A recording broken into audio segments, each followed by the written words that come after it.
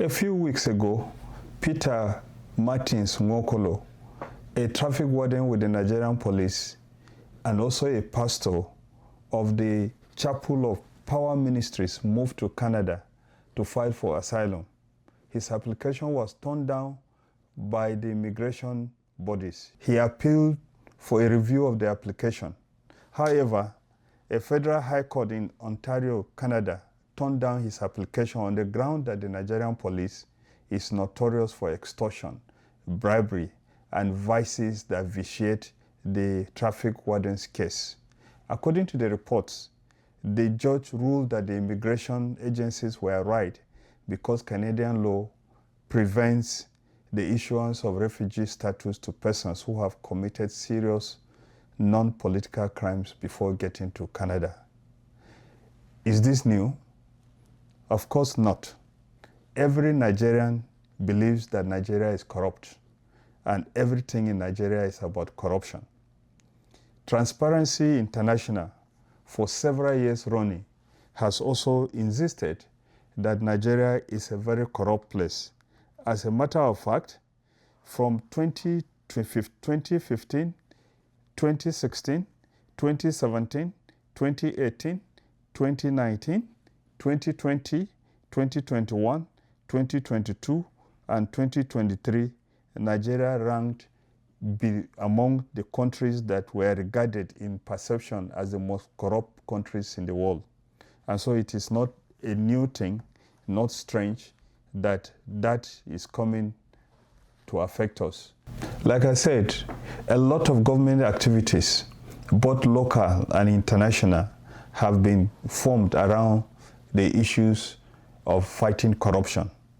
We have the Code of Conduct Bureau that was set up by that was inserted into the Constitution, was set up by the military to prevent corruption. As we do know, even officials of the Code of Conduct Bureau have been accused of corruption. When President Olusegun Obasanjo became president in 1999, he immediately set upon the duty of creating more agencies to fight corruption. He created the Independent Corrupt Practices Commission and the Economic and Financial Crimes Commission. Now the problem we have is that even the anti-corruption agencies have been accused of corruption. At least we have had the case of 1 or 2 EFCC bosses being dragged for corruption. We've had a former Inspector General of Police being dragged for corruption. We've had military officers being dragged for corruption. And lately, we've had the issues of the EFCC purging itself of some staff who are involved in corruption. The fact of the matter is that every Nigerian, as at today, appears to be a corruption suspect. So around the world, Nigerians are more scrutinized, Nigerians are more checked, Nigerians are suspects in things that pertain to corruption. The fact of the matter also is that when the campaign for corruption, against corruption, is the way it is in Nigeria today, in the form that, in the sense that everybody, the young people, are being told that almost every person that has money at all has had to commit one crime or the other to be able to get the money. The corruption sensitivity, the corruption perception now become self-perpetuating. As a matter of fact, the young people today, a lot of them do not believe that they can make money legitimately, because almost every person that is said to have money or to have anything good at all is believed to have got the money from corrupt practices. A friend of mine, former president of the Academic Staff Union of Universities, told me one day that he teaches political science. So he said after finishing teaching his class, as he walked out of the class, he saw 2 of his students talking. He was behind them, they did not see him. And what were they discussing? Two of them were discussing, and they were saying, since everybody was getting money from corrupt practices, they were waiting for opportunity to graduate from school, to be able to get any job, and anywhere they got a job, they were going to steal as much money as they could. The fact of the matter is that as we go along, this corruption perception, this perpetuation of corruption sensitivity in our public is going to create problems for the country.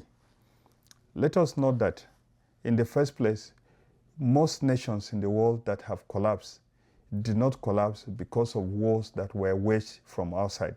They collapsed because of the corruption that was inherent, the corruption that destroyed merit, the corruption that destroyed creativity, the corruption that enabled those that should not be in power to be in power, the corruption that enabled the destruction of a system that destroys the hope, that introduces hopelessness into the lives of people. And that happened in the Roman Empire. It led to the destruction of the Roman Empire.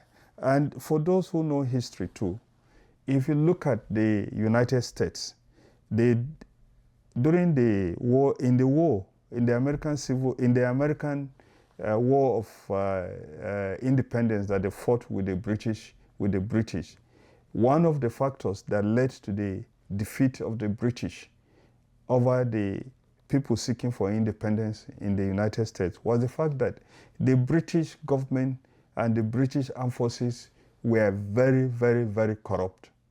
So corrupt that the nobles were paying for their sons to become commanders and officers in the army. And these people who were paid, who became commanders of various regiments in the army that went out to fight, did not have the capacity to fight.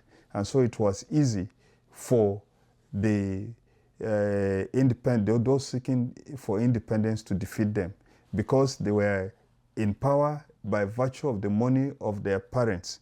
They did not fight so well, and it was easy for the people seeking for independence in the United States to defeat the British and enthrone the United States the way we know it today.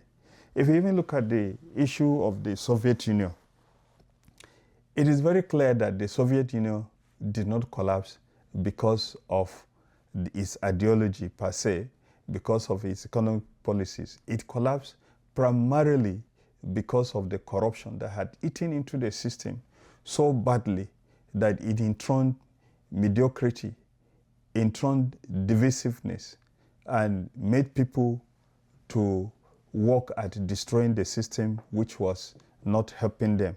Because generally, corruption weakens systems. It weakens the military, it weakens defense forces and institutions. I read a book that was written, I think, by Boris Yeltsin or so, when he became the secretary of the Communist Party, that is the president of the Soviet Union. He invited his mother to come and meet him in a dacha. And when his mother came into the dacha, food with chandeliers, full with luxury that she had never heard of, she turned to him and asked, what if the communists come? Because there was a remarkable difference between what the Communist Party was saying and what was on the ground. And this is the lesson that Africa needs, and Nigeria indeed need to have. As long as this corruption, as long as these problems keep affecting Nigerians and indeed Africans, so too will the disrespect that Africans get around the world continue. Today, the Canadians simply stopped a policeman. Tomorrow, who knows? The Canadians or other countries may stop other civil servants from going to their countries because of the corruption that we have. Of course, I'm not advocating per se that we should be like the Chinese, who are very harsh on corrupt people. But the fact of the matter is that Africa has been bedeviled by corruption for too long. If we even look at the history of colonialism, the history of the slave trade, the leaders of Africa that we had were the ones that sold their people, sold their children, sold their wives, sold their neighbors to the white man who had come for economic reasons to look for labor. And what did they sell their people for? They sold their people for a bottle of rum. Some sold them for trinkets. Some sold their people for mirrors. Africa and Africans need to get away from this thing that has made them to be looked down upon around the world.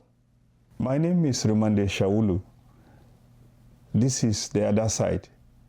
Please like, share, and subscribe to our channel. We'd like to hear from you. Are we in Africa doing enough to get ourselves respected around the world?